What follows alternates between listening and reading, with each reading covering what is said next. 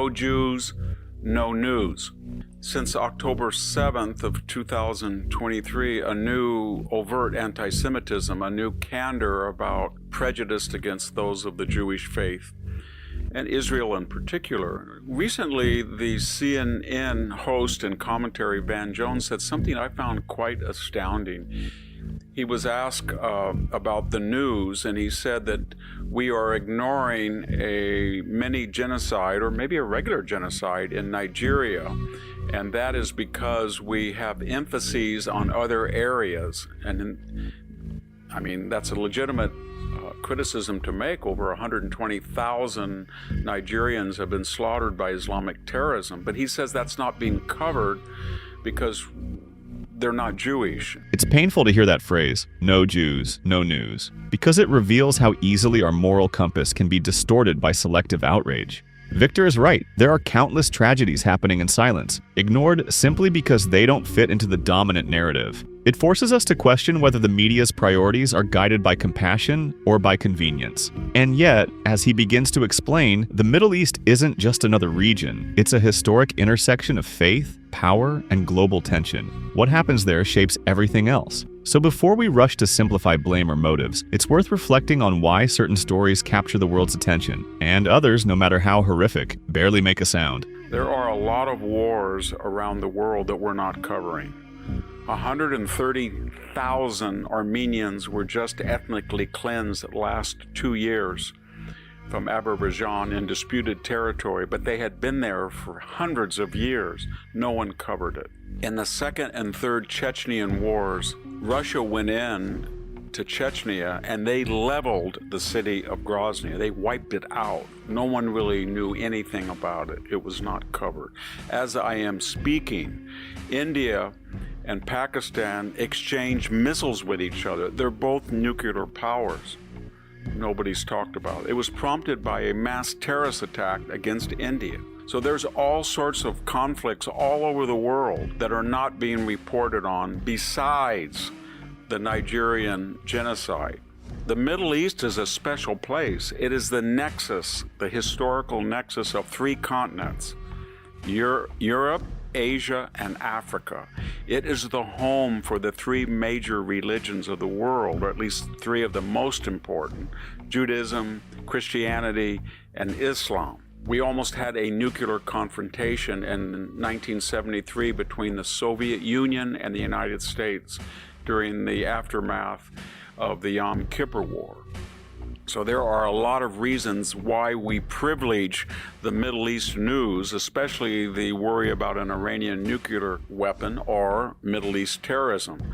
Where have ISIS been from? Where did Al-Qaeda come from? Where did Hezbollah come from? Where did Hamas come from? Where did the Palestinian Liberation Organization? Where do they all come from? They came from the Middle East. Every time there is any development in the Middle East, Europe is terrified because of their large 10 to 15, 16% Islamic populations that are not assimilated fully or integrated, and they're afraid if anybody sneezes in the Middle East, then they get a major terrorist attack. So, Mr. Jones, the Middle East is a special place not because of Jews alone. It is true that constituencies in the United States can influence the emphases on events abroad. We don't talk about the Turkish invasion and illegal occupation of Cyprus in a way that we should, because the Greek lobby has been assimilated, integrated, and intermarried, and it does not have the clout that it used to. We are talking about the Middle East more about Gaza than we are October 7th, and that is because the population from people from the Middle East in the United States has soared.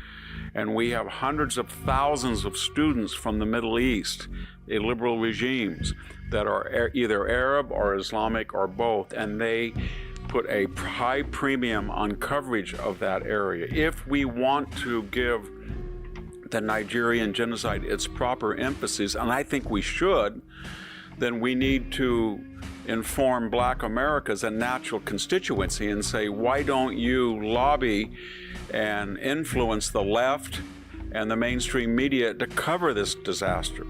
For example, there are 12,000 black Americans tragically killed every year. We don't talk about them, but we do talk about Trayvon Martin and George Floyd and Michael Brown, because it was white on black.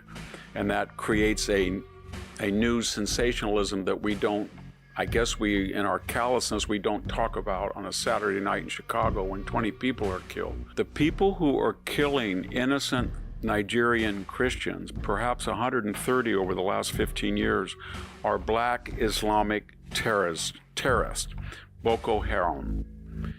And in the hierarchy of DEI, the left does not criticize groups that they feel are on the oppressed or victimized side of this Marxist binary. Getting back to the original problem, it's not no Jews, no news. It's the fact that the Middle East is a special place historically, currently. It's full of global dangers, whether the Suez Canal, the Straits of Hormuz, the Bosphorus. It's a unique place. And the reason that we do not talk about the Nigerian Holocaust is not the color of someone's skin. We learned that from Chechnya, as I pointed out, and we've learned that from India and Pakistan. We've learned that. In this video, Victor Davis Hanson reminds us how civilizations have always struggled with moral blindness, the tendency to see tragedy only when it suits their narrative. It made me think of Orwell's Animal Farm, where some lives were declared more equal than others. The same logic applies today, just dressed in modern politics and media bias. Hanson's point isn't merely about Israel or Nigeria, it's about how selective empathy erodes truth itself. Like during the Cold War, when ideology dictated which victims mattered, we're once again letting identity shape morality. His message beneath the sharp critique is timeless. A society that filters compassion through convenience eventually loses both compassion and truth.